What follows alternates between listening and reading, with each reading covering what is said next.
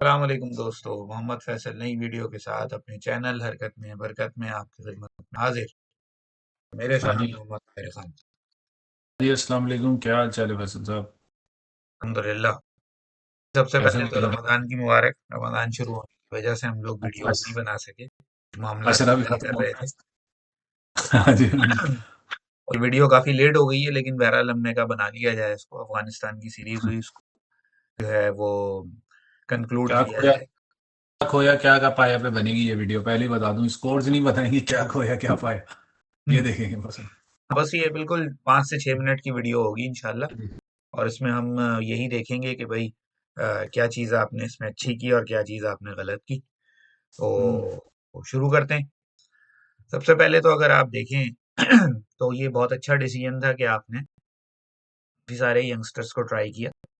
होता ऐसे ही है कि जब आपके पास कोई ऐसी सीरीज आती है जिसमें आपका ओपोनेंट जो है वो 4-5 टीमों में नहीं होता, फिर आप अपनी जो बेंच स्ट्रेंथ है वो डेवलप करने के लिए, हमारी तो बेंच स्ट्रेंथ है ही नहीं, हम तो डेवलप करने की बात कर रहे हैं, तो नए प्लेयर्स ट्राई करते हैं। और बहुत अच्छा किया, काफी सारे प्लेयर ट्राई किए, में कुछ ने अच्छा रिस्पांस भी दिया। साइम अयूब के अलावा एहसानुल्लाह और जमान खान, तीनों ने अच्छी परफॉर्मेंसेस दी। और जमान खान और एहसानुल्लाह ने तो खैर कंसिस्टेंटली अच्छी परफॉर्मेंसेस दी। और आप ये कह सकते हैं कि इस सीरीज से आपको एटलीस्ट 3 प्लेयर ऐसे मिल गए कि आप फौरी तौर पर अपनी 15 के अंदर शामिल कर सकते हैं, और जरूरत पड़ने पे उनको 11 पे भी खिलाया जा सकता है। और जो नतीजे की हम बात नहीं कर रहे हैं, हम सीधी सी बात करते हैं। 3 मैचेस की सीरीज 2-1 से हार गए। बेसिक गलतियां की, कैप्टेंसी में भी कुछ फ्लॉज नजर आए, उस पर अभी हम बात करते हैं। तो इस वजह से ये रिजल्ट आया, लेकिन बहरहाल रिजल्ट भी कोई इतना बुरा नहीं है, क्योंकि आपको 3 प्लेयर ऐसे मिल गए जो श्योर शॉट आपकी 15 में जगह बना सकते हैं। और जो पॉजिटिव चीज हुई वो ये हुई कि एहसानुल्लाह और जमान खान की एंट्री की वजह से हारिस रऊफ, नसीम शाह और शाहीन शाह के ऊपर से वर्कलोड कम हो सकता है। और आप चूंकि जमान खान और एहसानुल्लाह दोनों यंग प्लेयर हैं, आप इनको कंसिस्टेंटली एक फॉर्मेट खिला सकते हैं। की वजह से इन 3 बॉलर्स पे T20 खेलने का जो प्रेशर है वो कम हो जाएगा, और आप इन तीनों को रोटेट कर सकते हैं और इनको वनडे और टेस्ट में यूटिलाइज कर सकते हैं। अनटिल अनलेस कि जब ये एहसानुल्लाह और जमान खान रेगुलरली खेलते रहें, उसके बाद ड्यूरिंग द टाइम ये डोमेस्टिक क्रिकेट भी खेलें, ओडीआई डोमेस्टिक जो होती है, लिस्ट ए जो कहलाता है, वो खेलें, फिर इनकी आगे ओडीआई और टेस्ट के अंदर सिलेक्शन के बारे में सोचा जा सकता है। अच्छा, जो चीज़ मैं एक चीज़ मैंने नोटिस की, मैं इसको कंक्लूड कर लूँ फिर आपकी राय लूँगा।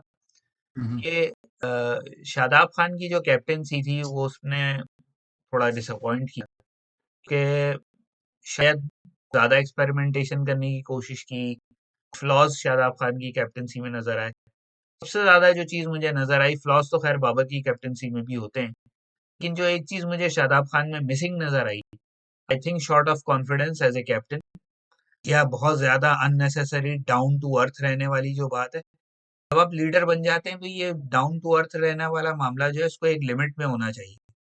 यानी वो जब पाकिस्तान सीरीज हार गया, दूसरा मैच हारने के बाद जो शादाब की स्टेटमेंट थी प्रेस कॉन्फ्रेंस में, अब आप लोगों को अंदाजा हुआ होगा कि बाबर और रिजवान कितने जरूरी हैं।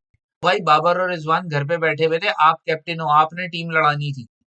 अगर आप इस माइंडसेट के साथ आए थे कि इन दोनों के बगैर हम नहीं जीत सकते, तो आपको कप्तानी लेनी ही नहीं चाहिए थी। आप कहते थे किसी और को कप्तान बना दे, मैं इन दोनों के बगैर नहीं खेल सकता। नहीं, दिस इज अनएक्सेप्टेबल। जिस तरह साइमन डूल क्लास लेता है बात बात पे हमारे लोगों की, तो दिस इज अनएक्सेप्टेबल कि भाई आपको जो आपके पास अवेलेबल रिसोर्सेज थे, आप उनको बैक कर रहे हैं। आप उनको कहें, आप कहा भी इसने, लेकिन आप ये बात बिल्कुल ना कहें कि उन दोनों के बगैर हम हार गए। क्योंकि अगर आप आखिरी जो ओडीआई पाकिस्तान अफगानिस्तान से जीता था, जिसमें नसीम शाह ने 2 छक्के मारे थे, उसमें बाबर पहली बॉल पे आउट हो गया था और रिजवान के जो है वो रन्स बहुत थोड़े थे, बहुत ही बुरे स्ट्राइक रेट के साथ। तो उन दोनों के होते हुए भी पाकिस्तान के 92 पे 9 आउट हो गए थे, बाद में नसीम शाह ने रन पूरे किए थे आखिर में। तो ये बहरहाल मुझे नजर आया, और इसी वजह से अभी अभी में एक नजर खबर मेरी नजर से गुजरी है, पाकिस्तान और न्यूजीलैंड की सीरीज के अंदर हो सकता है वाइस कैप्टन चेंज हो जाए। रिजवान चेंज, शान मसूद। खान मसूद या इमाद वसीम।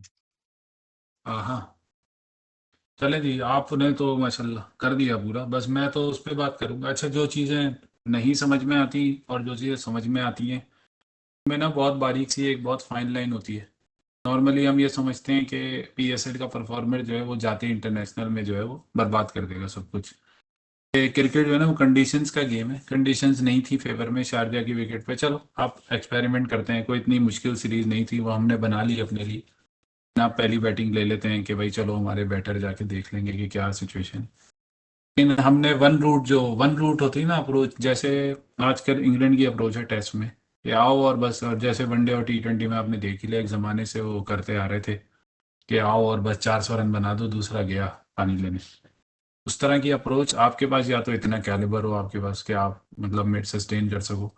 हम देखें उनके सिस्टम से ओडीआई से रूट तक निकल गया सिचुएशन में, सिर्फ टेस्ट खेल रहा है। तो उनको ये चीजें मतलब वो नहीं कर पा रहे। वो उनकी अप्रोच ही ये हो गई है कि बस आओ और करो और चलो जाओ, बस बीच में कुछ रुकने। लेकिन मुझे लगता है कि वर्ल्ड कप में ओडीआई के रूट की जरूरत पड़ेगी इंग्लैंड को। तो उनकी अब वो डिसाइड कर लेंगे मिलान और उनमें से कौन सा जो है वो तीसरे नंबर पे बैटिंग करेगा। मैं तो कहता हूँ कोई मसला नहीं है, आप दोनों को खिला देंगे, क्योंकि इंडिया में पिचेस थोड़ी सी डिफरेंट होंगी। वही है, आपके पास या तो इतनी रिसोर्सेज हैं। अच्छा, दो तीन चीजें, या तो हमारा डोमेस्टिक इतना मजबूत हो, पीएसएल को नहीं कह रहा मैं डोमेस्टिक, वो तो एक फ्रेंचाइज टूर्नामेंट है जिसमें पैसा भी बहुत इन्वॉल्व है और फेम भी बहुत इन्वॉल्व है। लोग अपना रगड़ा खा रहे होते हैं ना डोमेस्टिक के टी20s में, और जिनको देखने वाले 100 तमाशाई भी नहीं बैठे होते, उनको भी उतना ही चांस मिलना चाहिए जितना ये जो 6-8 मैचेस में परफॉर्म करने वालों को चांसेस मिले हैं। Naeem Ayub bright talent, Haris bright talent, और उसके साथ साथ जो है वो ओपनर, एक और हमारा तीसरा ओपनर कौन था, वो तीसरे नंबर पे कौन है, हाँ ताहिर, तैयब ताहिर। सब कुछ कर रहे हैं सही, लेकिन मैं कंपैरिजन तो नहीं कर रहा, ना बनता है कंपैरिजन। जब आप अपने पड़ोसी मुल्क की तरफ देखते हैं ना कि उनका प्लेयर टी20 में डेब्यू जब करता है तो वो क्या कुछ करके टी20 में या वनडे में या टेस्ट में डेब्यू करता है।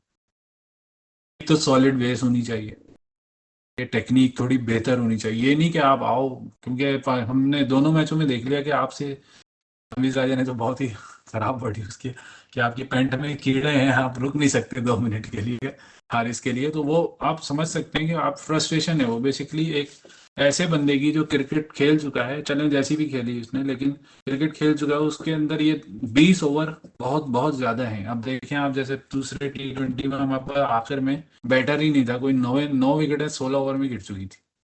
आप खुद सोचें कि जब 9 ओवर गिर चुके होंगे, 8 या 9 विकेटें गिर चुकी होंगी, तो आखिरी 4 ओवर जिसमें कम से कम भी नॉर्मली अगर आप देखें, घटिया से घटिया पेज देख लें जो बैटिंग ना हो, 40 रन बनने चाहिए, उसमें हमने 17 रन बनाए तो 4 ओवर। अंदाजा लगा रहे हैं कि आप कहीं पर भी सब कुछ आपका सही था, आपने नए उतार दिए। लेकिन राशिद अलीम ने भी सही कहा कि आप आग में छोड़ो लेकिन 5 विकेट साथ साथ लेके चलो। यानी आपके पास एक, तीनों नए बंदे, चलो हारिस ने खेल लिया वर्ल्ड कप, लेकिन तीनों नए बंदे उसमें आ गए, वन डाउन तक आ गए तीनों नए बंदे। उसके बाद शादाब, नवाज और इमाद, ये जो के खेल चुके हैं, और मुझे लगता है कि इनमें से किसी एक को तीसरे पे आना चाहिए था। जब पाकिस्तान पहला टी20 खेल रहा था, दूसरा भी खेल रहा था, इफ्तिखार आया, देखा आपने फर्क देखा? आपको पता हो ना कुछ के, पहले 7 बॉलों में 14 रन, 18 रन, कोई वो नहीं होता बड़ा, लेकिन टी20 में बहुत बड़ा कंट्रीब्यूशन है। वो जो मोमेंटम चेंज है ना, उसके बाद आपके हाथ खुल जाते हैं, फिर आप रोकते नहीं। साहब के लिए मैं भी वही कहूंगा जो मैंने इनके लिए कहा, कि आप जब लाइमलाइट में होते हैं ना, जब आपके ऊपर रोशनी के बल्ब जल रहे होते हैं, तो आपको लगता है कि यार मुझे अच्छे अच्छे फैसले करने चाहिए, अच्छा अच्छा खेलना चाहिए। जब आप डार्क एज में जाते हैं ना, जहाँ को देखने वाला कोई ना बैठा हो ग्राउंड में, कोई पीसीबी का चेयरमैन ना आए, कोई वजीर आजम ना बैठा हो, कोई उस तरह, उस क्रिकेट में आप बेसिकली अपने आप की अपनी कप्तानी को डेवलप करते हैं। ये लोग जो गाते फिरते हैं ना कि सरफराज बॉर्न कैप्टन है, सरफराज बॉर्न कैप्टन है, वो इसलिए है कि भाई उसने गली की क्रिकेट से कप्तानी शुरू की होगी, नेशनल टीम तक कप्तान आया हो। तो ये गली की क्रिकेट से जो वो सोचता आ रहा होगा, फिर उसने रीजनल किया होगा, फिर उसने यकीनन प्रोविंस की साइड पे आया होगा, फिर उसने अपने क्लब्स में कप्तानियां की होंगी, उसने नेशनल साइड कप्तानी करी है, उसके बाद अपने फ्रेंचाइज टूर्नामेंट। ये कप्तानी कोई बच्चों का खेल नहीं है। और ये भी बिल्कुल आपने कहा कि डाउन टू अर्थ, ये डाउन टू अर्थ मैं मानता नहीं कि इस तरह की कोई चीज़ हो कि बाबर रिजवान नहीं थे तो हमने ये कर लिया। आप, हर बार यही कहूंगा, वर्ल्ड कप के बाद जो भी सीरीज होती है इंडिया के मेन प्लेयर्स 7 8 सब गायब होते हैं, कोई नहीं होता उसमें, 10 10 के 10, 11 के 11 नहीं होते, कोई नहीं होता। उनका बेंच स्ट्रेंथ जो आप कह रहे थे डेवलप करने की, उनका बेंच स्ट्रेंथ ना उनकी डोमेस्टिक में बनता है, उनका आईपीएल में बेंच स्ट्रेंथ नहीं बनता।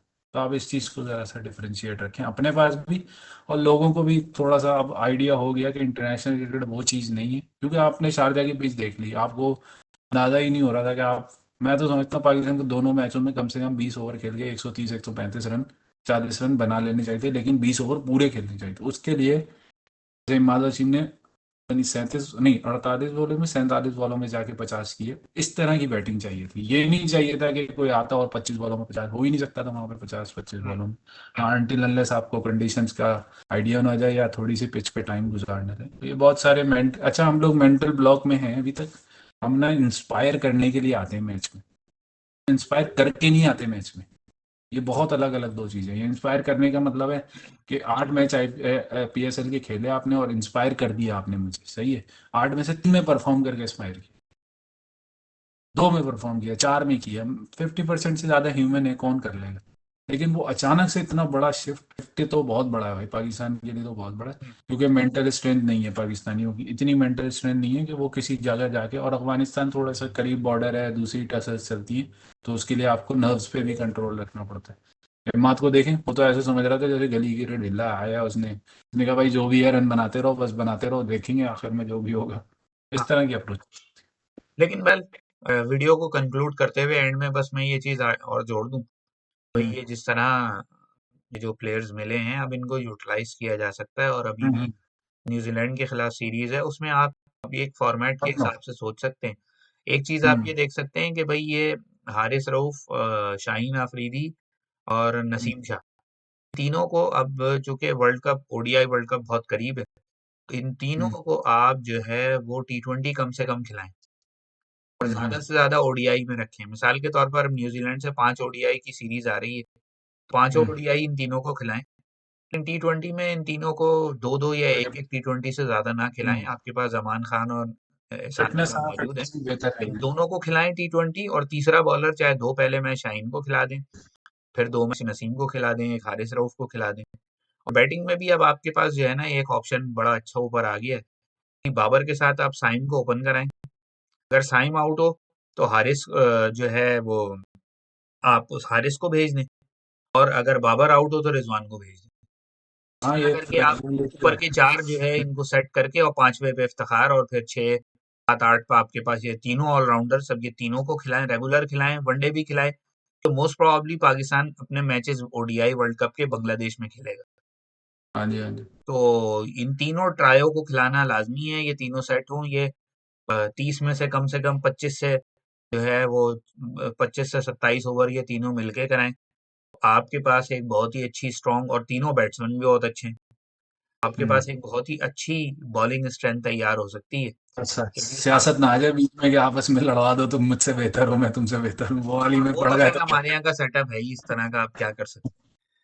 चलें, इसको वीडियो को खैर। यहीं तक रखते हैं, इंशाल्लाह हाँ अगली वीडियो में हाजिर होते हैं। तब तक के लिए हाँ। इजाजत, अल्लाह हाफिज।